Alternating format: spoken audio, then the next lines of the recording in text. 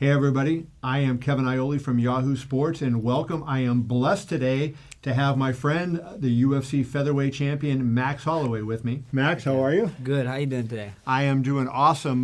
Max on Saturday night on the 14th of December in Las Vegas is going to be defending his featherweight title in, are you the co-main event? Is that what we're calling your show? Or are you just... You're just in one of the title fights. Yeah, I'm in one of the title fights. We call it co-main event. I wish they put me on the first fight of the night so I could just enjoy this stacked card. The faster I can eat cupcakes, the happier I am. So. I am blown away by this card. I was in Dana White's office the other day, and I mentioned to him, I said, you're not storing anything up for the future. I think you're going to put some stuff away. I mean, as a fight fan, you look at this card, 3 title fights, and I think there's at least 4 or 5 other fights on the card that could be main events on a card somewhere else. Yeah, for sure. You know, you got the GOAT of the featherweights, Jose Aldo, going to a new weight class. You got Uriah Faber coming back, and then he's fighting Peter Yan that might be the face of the division soon. Well, he's good. And then we got guys that's on the prelims that is sleepers, you know? So it's a huge card. I'm excited to be a part of it. I'm grateful to be a part of it, and I'm blessed. I wonder what you think of Amanda Nunes. You know, she's in your weight class. She's the 135, 145 pound women's champion. Striker like you are. What is you see what she's done. I mean, she reminds me of you in this way. Yeah. She fought everybody. She beats Miesha Tate. She beats Ronda Rousey. She beats Cyborg. She beat Holly Holm. Just the kind of the run that you have done. Yeah. And she's knocking these chicks out. I mean, when you watch her fight, what goes through your mind? I'm excited to be on the same card as her. She really is the GOAT. She's one of the greatest of all times, not in women's MMA, in mixed martial arts. Right. And I respect her a lot. I like that she's well rounded. She's jiu-jitsu, but lately she's been using those hands and those feet. So it's been an amazing thing to watch. You know, I'm blessed with the opportunity to be on the same card as her. Your run to the top of MMA has really been remarkable, and I think, of in boxing, this would never happen in boxing because I look at the run of opponents that you have faced, and I mean, killer after killer after killer. You've had no easy ones, and a lot of times in boxing, you hear the fighters say, I want to take the least amount of risk for the most amount of reward, and they kind of try to weigh that.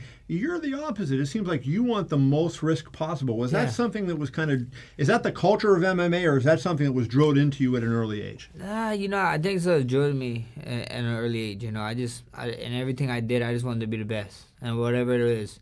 And I didn't want no shortcuts. I didn't want no handouts. I wanted it the hard way. And everybody right now, we're in a time where everybody's trying to get big money fights, and they're trying to cut the line in front of so much things. Like they're just trying to shortcut it.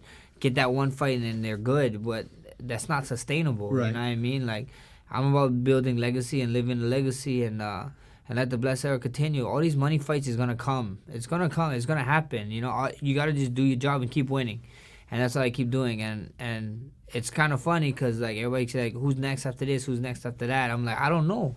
It's not my job. But every 2 weeks in this sport, we got a new face that's popping out of nowhere. So.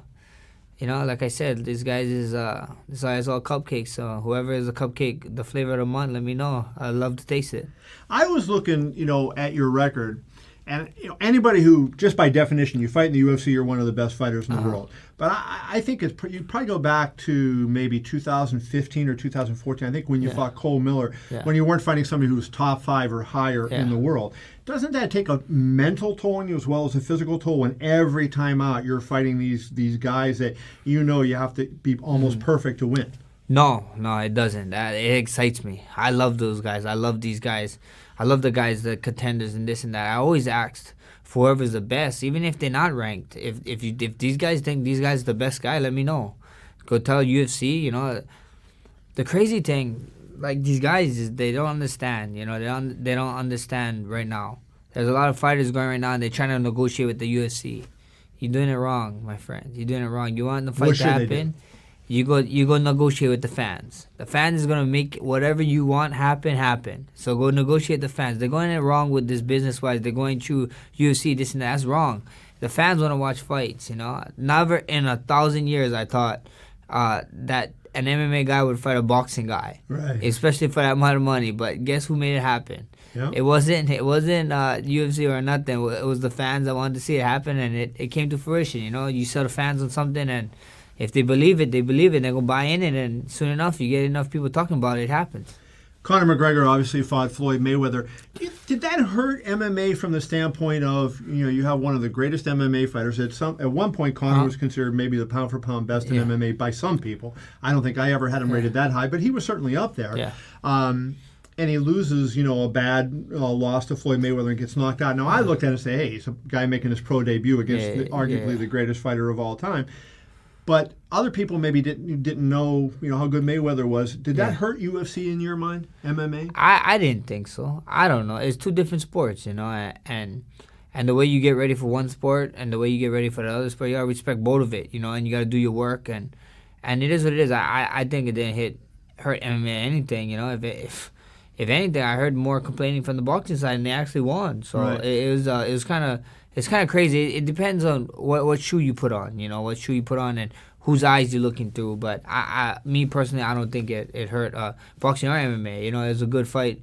It was a good thing for those people who's involved in the fight, and they got paydays, and it is what it is. You are fighting Alex Volkanovski, and we'll get to that fight in a second. But I want to ask you a couple different things, and let's start with this.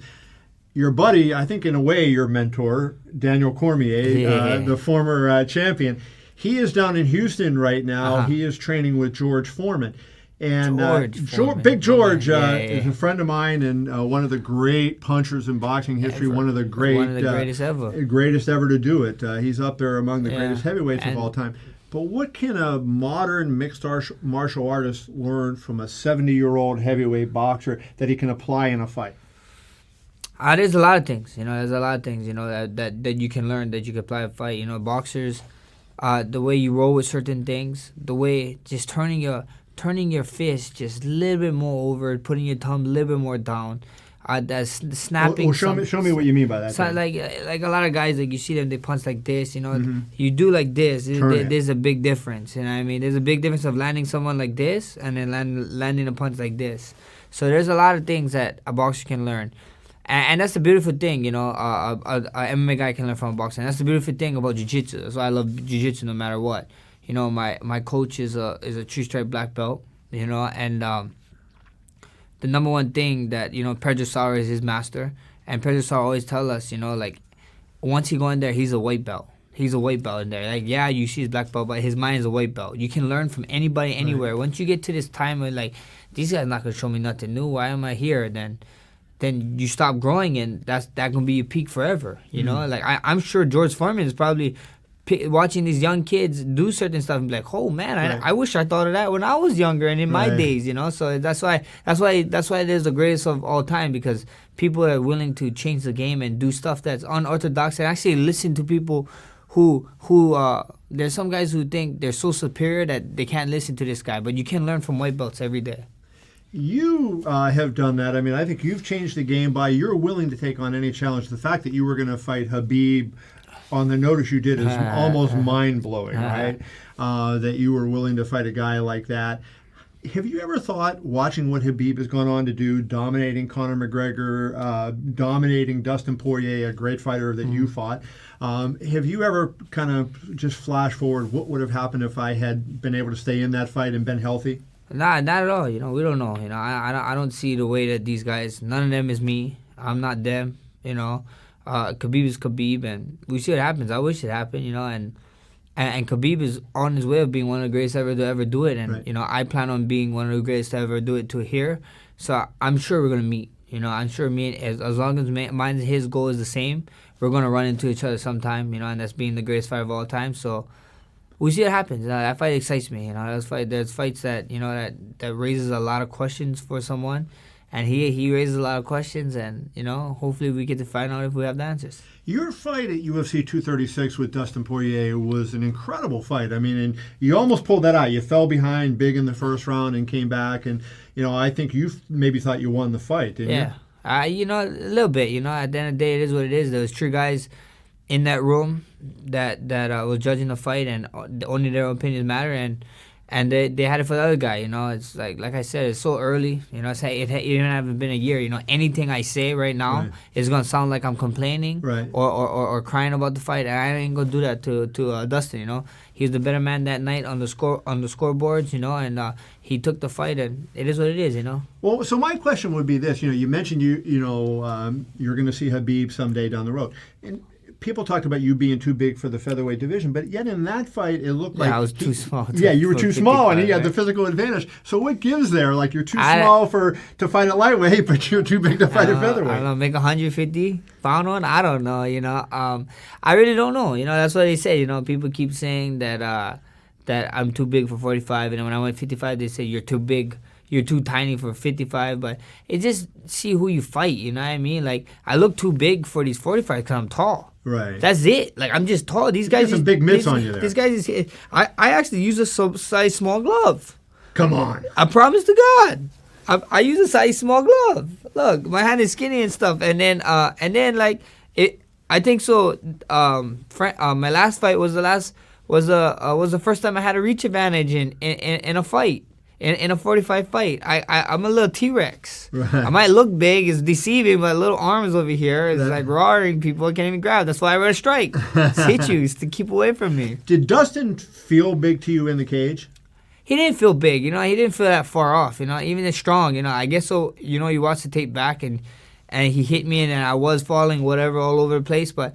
I never once felt like the fight was like out of reach, you know what I mean? I never once felt when we clinched up, I never once felt like, oh, this is a very strong guy, you know. I didn't do that, you know. It was just his night. Things was going his way. He was landing shots. I was looking for my shots. I couldn't find them. He was finding his, and that's just it. You know what I mean? Some people have the night, some people not. So and that was his night. You know, more power to the man. So I wanted to ask you a little bit about. You're a single father. Your son Rush has become a really really popular with some of the UFC fans. What is it you're trying to impart to him about? You bring him to all these shows. What do you want him to see Dad doing? What is it that you want him to learn from what you're doing? Life lessons. You know, people always. I hear people all the time tell me, you know, you can't. That's no place for a kid sitting ringside. A fight period is no place for a kid. They talk about how you don't bring a kid to war, and it's funny because I've been on the USO on a USO tour trip. I went to Afghanistan, Baghdad. We went to Korea. We went to Japan. And, you know, like I said, Afghanistan, I went to war. That's really war over there. Right. That's crazy. Like, this is not war, guys. This is a sanctioned event with a community of people that come to the fight. There's a referee. There's judges. There's security guards everywhere, you know, like nothing crazy really happened. Like the olden, maybe the before UFCs, I could understand it was unsanctioned or whatever, it was kind of crazy for kids. But we live in a different time now, and we live in a time where there's social media, you know, and my son, and then we're on ESPN now, you know what I mean? And you can go walk into Applebee's, Chili's, and watch it, and you see it on TV wherever you go. So if anybody should be showing my son the fights, it should be me and my team, you know, and why not? And we put it out there, and that's what we do. He's there, and I just want to learn him life lessons. You know, he got to learn a life lesson with that Dustin fight. He got to see fights when I won, and and then he got to see a fight where I lost. And you handled that loss so well. You know, I mean, you were so classy in the ring, and even your comments afterwards. What did you say to Rush when you're away from the cameras and you're walking? What did you tell him about? Hey, Dad lost this one, but what was the message? The message was like, you know, sometimes things don't go your way. You know, everything. He's so used to one thing that when something came out and shook him up, he didn't know how to react. You know, there's that famous thing of him crying, that clip. You know, Shaq was consoling him. Dustin even consoled him. Right. But, you know, at the end of the day, I asked him, I talked to him when I got to see him. I was like, why are you crying? Were you crying because Dad had a cut on his face? He's like, no. I was like, were you crying because Dad was getting punched? He was like, no. I was like, then why were you crying? And he's like, because you lost. And the biggest smile was on my face. I was like, this damn kid. But, you know, this guy is just competitive. He's a competitor. And I want him to understand, like, look, sometimes you win, sometimes you lost. Right. Sometimes you plan something and it doesn't go through. And it's life, Rush. You got to move on. You know, he's a dude only 7, turning 8 soon. Hopefully he take these life lessons and he remember this kind of stuff. And, you know, that makes him a better human being. A lot of fighters, you know, you fight because you want to make your family better. I know you bought your mom a truck, and she seemed like she was pretty excited when you gave her the truck a few years ago. But would you want your son to go through this? And is this something that you think a life that you would be happy if he said, "Dad, I want to be a fighter"? You know, if he wants to be a fighter, he wants to be a fighter, and I will support him 100%. If the guy wants to be a garbage man, he better be the world's best garbage man there is. You know, whatever he wants to be, I want him to do it. But you know, at the end of the day, if you ask him what he's going to be, he's probably going to tell you a doctor. Because I've been brainwashing him. I told him, you need to be a doctor. You need to take. He's like, let daddy do this hard part, so you can do this part, and then I don't have to pay for medical bills anymore. You can take care of me. And he's like, whatever, you know. Even a dentist, you know, getting a new girl from him would be cool. That would really work for you, right? That'd cool. That'd be cool. So, at the end of the day, if it's fighting, it's fighting. I don't want to because I know how it is. You know, right. I don't want this. I don't want my son to do this and that, and then.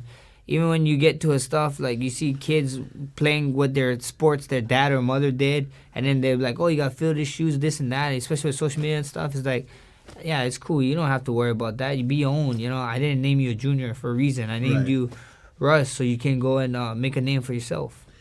You know, as a single father, how hard is it to do, you know, your responsibility in the cage, and then you're sharing custody with your son and everything. How difficult is that to, like, you know, you got to find time for him and, you know, you got to share all that, and then you got, this is like a double full-time job almost what you do. Yeah, I wouldn't really call it single parenting, you know, I call it more co-parenting. You know, Rush got a great mother. You know, I got nothing bad about the mother.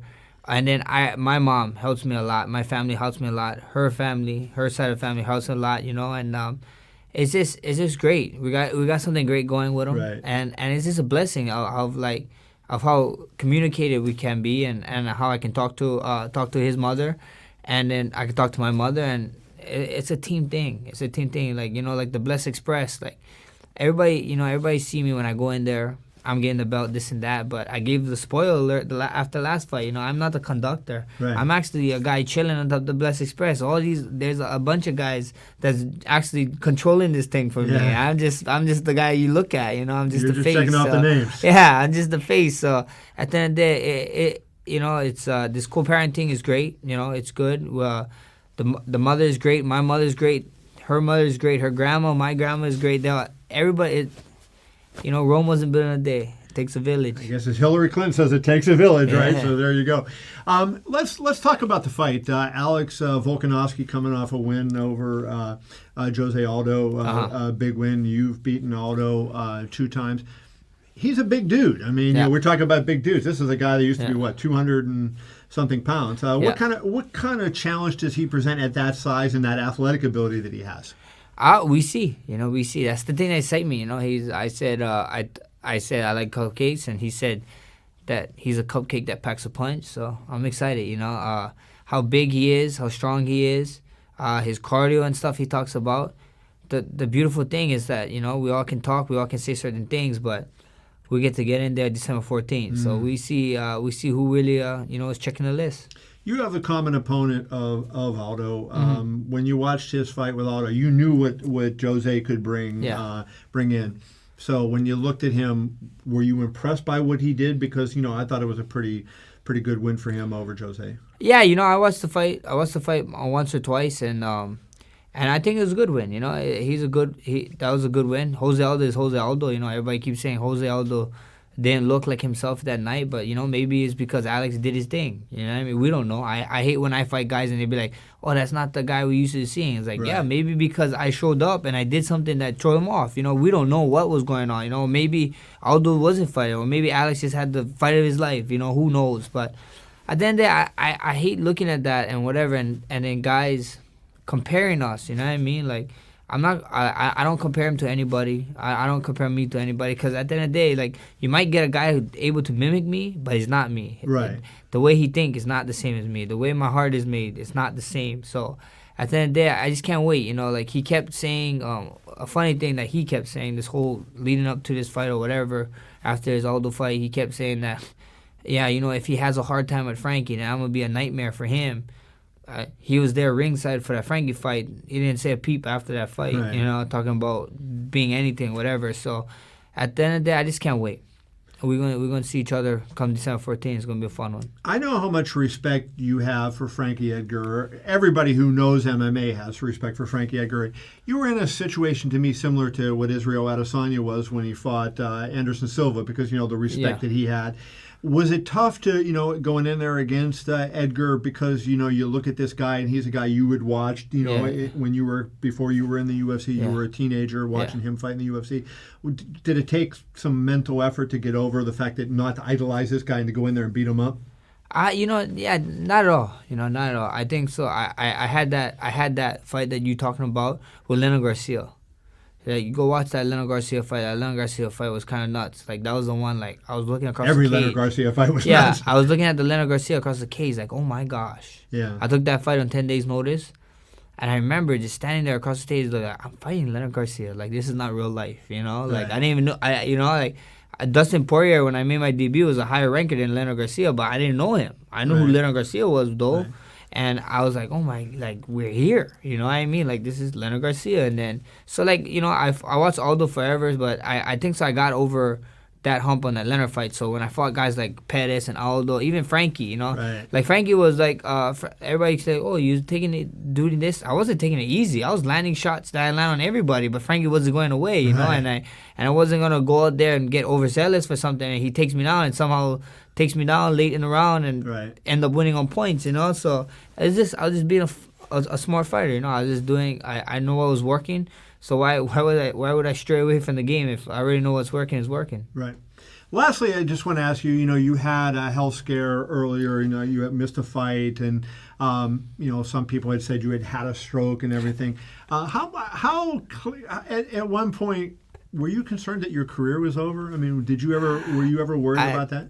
I know that stroke thing was crazy. Like, how? Where'd that come from? I don't know where that came from. Somebody said we had a stroke, and I was kind of tripping out because I got released from the hospital like 2 days later. Like, if you have a stroke, you don't leave the hospital 2 days later. So it was crazy, And then I don't know where all that talk came, but for sure, I talked about it a lot. I was super open about it. I dealt with what I believe was depression.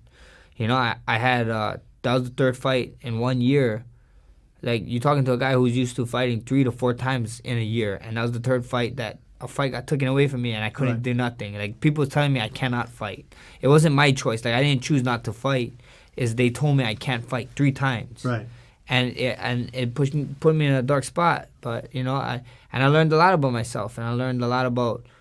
It takes a village. It takes a team, and I found out who was the real ones and who was really behind me, and who was really there for me. Not Max Holloway. I found out who was really there for Jerome, Max, Kili Holloway, and the guys who was really behind me and really here for me. So it was a blessing in disguise, I would say. Like, we had that rough year, finished, and I always say, it's not how you start the race. It's how you finish the race. And, that year we finished it off strong. Yeah. And then, this year, a little bit shaky. But then now, hopefully we finish it strong. So we're coming up. Everybody loves a comeback story. So you obviously, against Brian Ortega, went back. But when you look at it, like, you probably can help some people who were suffering with issues like that. How did you overcome it? Was it therapy? Was it medication? Was it just, what was it that got you over the edge? I'll tell you the one thing it is. It's like, do not be afraid. I repeat, do not be afraid to reach out for help. We live for help. We live in a place where social media, everything is like, I'm a self-made guy, or this self-made this. It's all lies. If you look, they got a team behind them and they're working. Nobody can do anything by themselves. Like, you might get to a certain point, but then to get over that point, you need help. That's just what it is. And I just, I was shutting out a lot of people, this and that, pushing away people that really, really love me, this and that, and then it kind of, like, I was at one point, I saw Rush, I looked at Rush, and he kind of snapped me, like, you got to bless yourself first. You got to be willing to get out the hole first, and then you open up and talk to people, but do not be scared to talk to people. Do not be scared to open your feelings. Do not be scared of being judged. Who cares? If you try to open up to someone and they judge you or they tease you or whatever and so on, then that person not for you. Go talk to somebody else. That person not your real friend, Sure. Or real family member, whatever you want to call it. But it's just reach out. You just need help, Bless yourself and then get blessings from other people. That's it. You know, that's it. My team is super strong in that way, and don't be scared to talk to people. Like a lot of people, we just live in a time where everybody think everything is perfect because what they see on Instagram, people posting pictures and videos that, oh yeah, life is good, life is great, but it's really not. You know, when you get over that fence line, yeah, the grass like green in the front lawn, but when you go in the backyard, everything is dead. You know what I mean? The whole grass is dead. Don't be like that. Reach out to people. If you need help, you need help. You know, we're all humans. No one's superhuman. We're all humans. We all bleed. If we all in here got cut in the same place in our arm, we all bleed out and die if we don't get medical help. So at the end of the day, don't be scared to ask for help. So we may see what happens. UFC 245, December 14th. Max Holloway defending the belt against Alex Volkanovski on an unbelievable card in Las Vegas. Not the main event. We don't know if it's a co-main event, but it's a fight you don't want to miss. Max, thank you so much, my friend. Thank you.